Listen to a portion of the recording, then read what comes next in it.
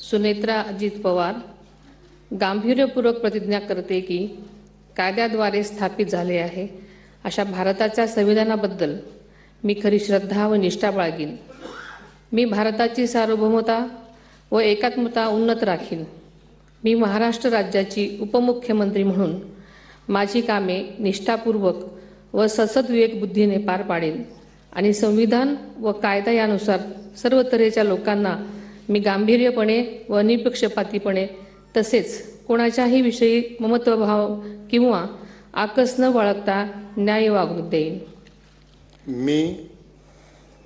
मी सुनेत्रा अजित पवार गांभीर्यपूर्वक प्रतिज्ञा करते की महाराष्ट्र राज्याची उपमुख्यमंत्री म्हणून माझ्या विचारार्थ आणली जाईल किंवा मला ज्ञात होईल अशी कोणतीही बाब अशी उपमुख्यमंत्री म्हणून माझी कामे यथायोग्य पार पाडण्यासाठी आवश्यक असेल ते खेरीज करून एरवी मी कोणत्याही व्यक्तीला किंवा व्यक्तींना प्रत्यक्षपणे वा अप्रत्यक्षपणे कळवणार नाही किंवा त्यांच्याकडे उघड करणार नाही।